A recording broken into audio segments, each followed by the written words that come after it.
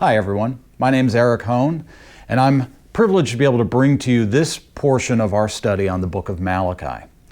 The book of Malachi, just for us to get some context, is about the Israelites had been exiled to Babylon for 70 years. And while they were in Babylon, the culture of the Babylonians was really to take the people that they had conquered and to absorb their cultures, their philosophies, their religions into themselves. And so it became kind of a melting pot of cultures, religions, philosophies, not too much different than what our world is like today, where this kind of believe what you want to believe, pursue what you want to pursue, it's all the same anyway.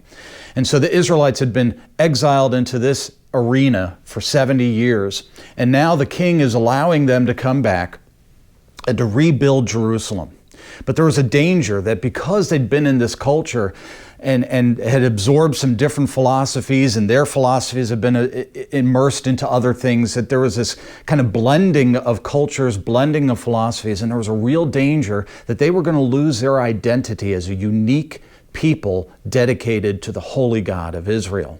And that was a threat to God's intention for them, and again, to their identity as a unique people. And so God used Malachi, used Ezra and Nehemiah and others to kind of call the Israelites back to who they are in Him and their duty and responsibility to Him. And so today we're going to be reading through chapter 1, verse 6, all the way through chapter 2, verse 9. And so I'm going to invite you to join with me as we do this. And what I'm going to ask you to do is we're going to break it down in different sections. So right now we're going to look at verses 6 through 8 of chapter 1. And what I'm asking you to do is just pause this video. I'm going to wait here while you read verses 6 through 8. And when you're done reading that, just hit play and we'll pick up from there.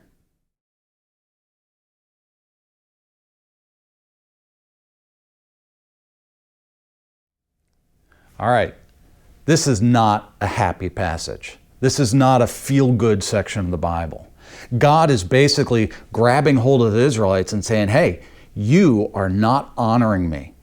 And the Israelites, they say, well, how are we not honoring? They're kind of clueless, saying, how are we not honoring you? And really, what it is that the people were offering their junk to God instead of their best. They didn't respect the holiness of God, and so they were bringing their second best to Him. And that's really what this passage is going to be about, is God calling them on the carpet and saying, you're not really worshiping me. You're not really honoring me. And, we look at this and say, well, we don't sacrifice animals anymore. What relevance is this to me? I got to say, when I read this, I'm deeply challenged. I'm deeply challenged because I think, in what ways have I despised God's name? As it says in verse 6, it says, to the priests who despise my name. In what ways have I despised God's name? And I think sometimes, do we really take sin seriously? Or do we just kind of brush it off and say, well, it's not that bad. It's just a little thing, and God's going to forgive me. And as long as I believe in Jesus, it's fine. No, it's not. Sin is egregious. Sin is an offense against God. And I know personally I'm guilty of taking it for granted sometimes. Sometimes we so strongly emphasize one aspect of what is important to God that we neglect or trivialize other aspects. So, for example, do we so strongly stand up for life and the rights of the unborn, which is right, which is good, but that we so kind of trivialize the plight of the downtrodden, people who are struggling with some of these decisions? Do we honor God with our time? Do we honor God with our money? Do we honor Him with our hearts? Do we follow some commandments but ignore others? Do we really honor God, or do we despise His name and how we worship Him? And we read verse 8, do we treat God more casually than we do humans who are important? And you think about how we celebrate people in high positions or celebrities. If you had an invitation to the Oval Office or to meet the Queen of England, how would you prepare for that? Do we give that same honor and even more honor to God? I don't know. It's a challenge to me. I hope it's a challenge to you. And we're going to keep reading, and we're going to read verses 9 through 11. So again, I'm going to ask you to pause the video. I'm just going to wait patiently while you read verses 9 through 11, and then hit play, and we'll pick up from there.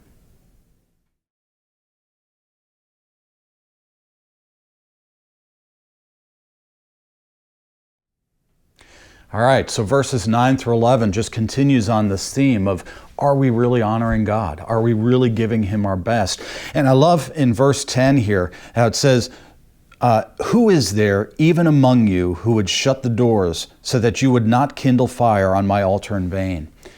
And I wonder, do we stand up for God? Do we stand up, and we're good at standing up for issues, but do we stand up for proper worship of God?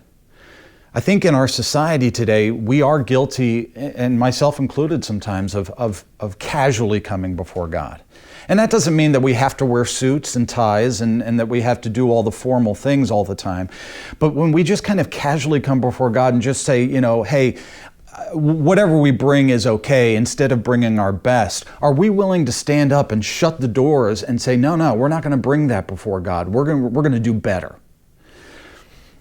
And then we look at verse 11, and it's just a reminder to us that God's name will be exalted.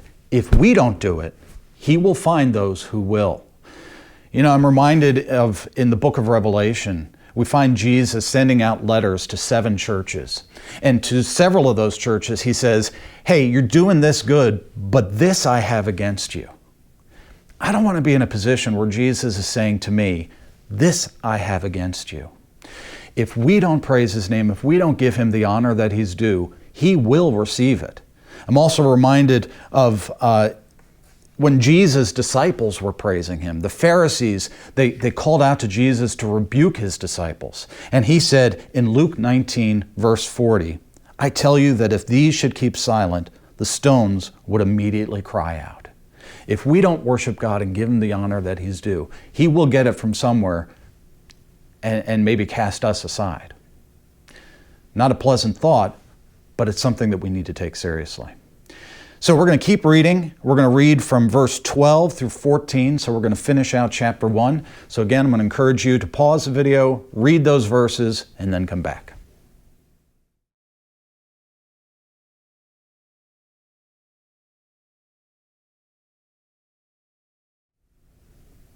All right, so in finishing out chapter 1 of Malachi, we recognize again just the more of this theme. How often do we take worship for God for granted? And again, I got to look at myself. And, sometimes I'm guilty of this. We come on a Sunday morning and, our thoughts are somewhere else. And, we get in and we stand up and sing a song and we listen to a sermon. Maybe we remember what the sermon was about afterwards. Then we go home and we turn on a football game or whatever, and church is the farthest thing from our minds. I don't know that that's giving God our best. And so is our offering to Him an afterthought, or is it our first thought? Do we wake up in the morning with God on our minds? Do we wake up in the morning and give Him praise? Throughout the day, do we walk with Him? Are we aware of His presence? Are we worshiping Him in everything we do? When we go to bed at night, do we thank Him? And do we, put ourselves in His hands for the night? Do we worship God with intentionality, or is it an afterthought? Again, something I think that we all need to be challenged with. All right, so now we're moving on to chapter 2. I'm going to give you a lengthier passage, so I'll wait patiently. But you're going to read verses 1 through 9 of chapter 2. Go ahead.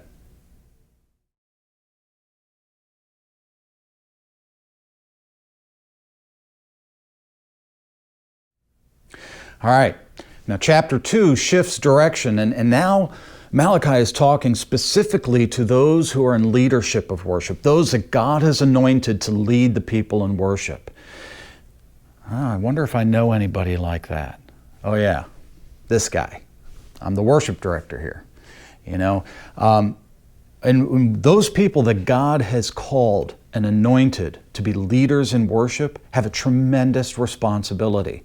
But it's not just me and Nick who lead the singing. It's not just Pastor Matt who preaches. It's anybody that God has called into some sort of leadership, whether you're volunteering to help out with the youth ministry or with the children's ministry, or whatever else you're doing. If God has called you into leading others, you have a tremendous responsibility. We all have that tremendous responsibility. And if we don't carry it out according to His purposes and His direction, we're going to end up causing other people to stumble in their faith. And that is egregious to God. That is horrific to God, that we would cause other people to stumble in their relationship with Him. It reminds me of Mark chapter 9, verse 42, where Jesus said, "But whoever causes one of these little ones who believe in me to stumble, it would be better for him if a millstone were hung around his neck and he were thrown into the sea." We have a tremendous responsibility to our God. He is holy. He is righteous. He deserves our worship. But the other thing is, not only does He deserve our worship, not only does He deserve our best because of who He is, we deserve to give it to Him because that's how we were made. We function best in our lives when we give true and proper worship to God, when we love Him, when we have Him on our hearts and in our lips and in our minds. When we adore our God, we work at our best. And that's what God wants for us. He wants that relationship with us where we are focused on Him and we are set apart from those other peoples around us. We are completely devoted to Him because that's how we're going to work best. So as we look at this passage, I'm reminded also of what Jesus said in John chapter 15, verse 5. He said, "I am the vine, you are the branches. He who abides in me and I in him bears much fruit. For without me, you can do nothing." We need to be plugged into God. We need to be giving Him our best, not just because He deserves it, but because we need to do that for us to function at our best and to be in right relationship with Him. So I hope as you take these, as you read through Malachi, as we study it together, that you take these words as a challenge, not just for the people of Israel all those hundreds of years ago, but for us here today. How do we honor God? Do we love Him? Do we worship Him? Do we give Him our best? I pray that we do. Thanks for joining me.